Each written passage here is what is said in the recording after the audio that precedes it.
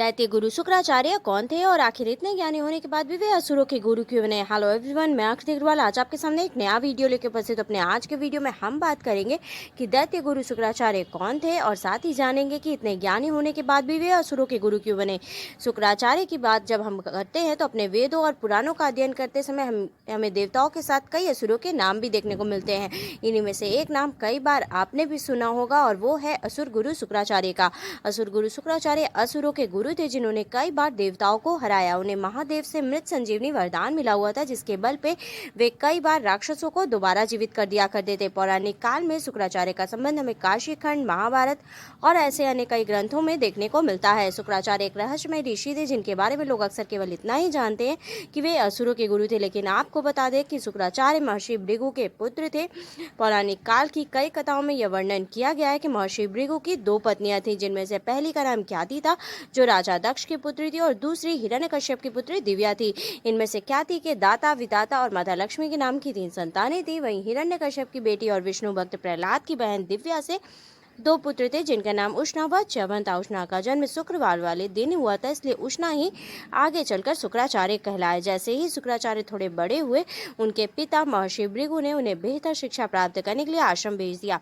शुक्राचार्य के साथ ही महर्षि अंग ऋषि के मानस पुत्रों में सर्वश्रेष्ठ बृहस्पति भी पढ़ते थे। माना जाता है कि शुक्राचार्य की बुद्धि बृहस्पति की तुलना में ज्यादा कुशाग्र थी, लेकिन महर्षि अंग ऋषि के पुत्र होने की वजह से उन्हें ज्यादा अच्छी शिक्षा मिलती थी, जिसके चलते एक दिन शुक्राचार्य ईर्ष्यावश आश्रम को छोड़कर गौतम ऋषि के आश्रम में जाकर शिक्षा प्राप्त करने लगे।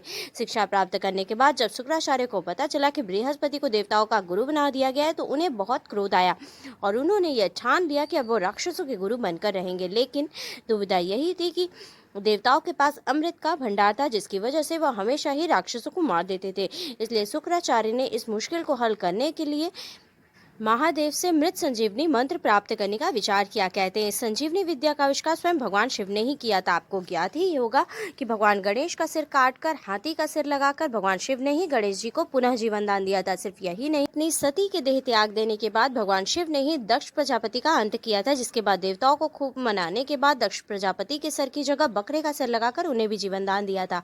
कहते हैं इस विद्या के द्वारा मृत शरीर को भी जीवित किया जा सकता था। इस मृत संजीवनी मंत्र को प्राप्त करने के लिए शुक्राचार्य ने महादेव की तपस्या करना प्रारंभ कर दिया। जिस समय वे महादेव की तपस्या कर ही रहे थे, उसी समय देवताओं को अवसर मिल गया और उन्होंने राक्षसों का संहार करना शुरू कर दिया। लेकिन यहाँ बताते चले कि शुक्राचार्य की मां ख्याति अत्यंत ही शक्तियों से संपूर्ण थी, जिसके कारण राक्षस देवताओं से हार जाने के बाद भी उनकी शरण में चले जाते थे और मां ख्याति उन राक्षसों को अपने पास छुपा लेती थी और जो भी देवता राक्षसों को मारने के लिए जाते थे उन्हें वो मूर्छित कर देती थी या फिर उन्हें अपंग बना देती थी।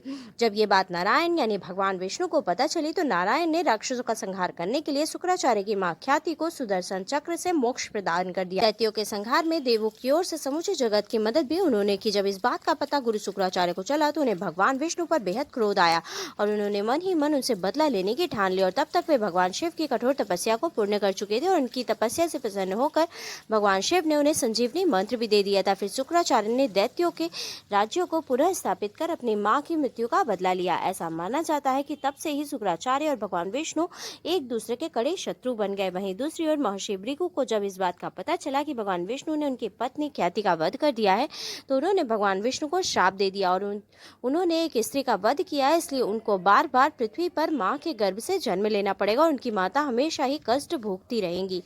वही बात की जाए शुक्राचार्य की तो शुक्राचार्य बेहद ही शक्तिशाली गुरु माने जाते हैं। मत्स्य पुराण के अनुसार शुक्राचार्य का वर्ण श्वेत है और उनका वाहन एक रथ है। शुक्राचार्य बेहद ही ज्ञानी और एक अच्छे नीतिकार भी थे।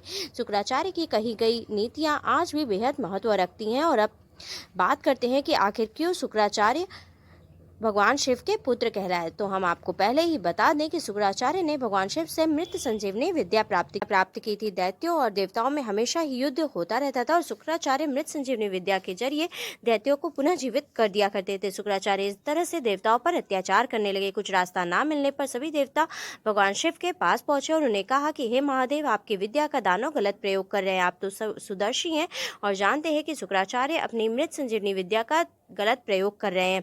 अगर यही हालत रही तो हम देवता कहीं के नहीं रहेंगे। कृपया कर हमारा उद्धार करें। संजीवनी मंत्र का गलत उपयोग होता देख महादेव को भी क्रोध आ गया, जिसके बाद भगवान शिव ने क्रोध में आकर शुक्राचार्य को पकड़कर निगल लिया। ऐसा लगने से दैत्य एक बार फिर से कमजोर पड़ गए। वहीं दूसरी तरफ शुक्राचार्य भगवान शिव के पेट से बाहर निकलने का रास्ता ढूंढने लगे और इस दौरान गुरु शुक्राचार्य महादेव के पेट में ही मंत्रों का जाप करना प्रारंभ कर दिया। मंत्रों का प्रभाव इतना अधिक था कि शुक्राचार्य महादेव के लिंग मार्ग से बाहर निकल आए, जिसके बाद उन्होंने शिव जी को प्रणाम किया और क्षमा याचना की।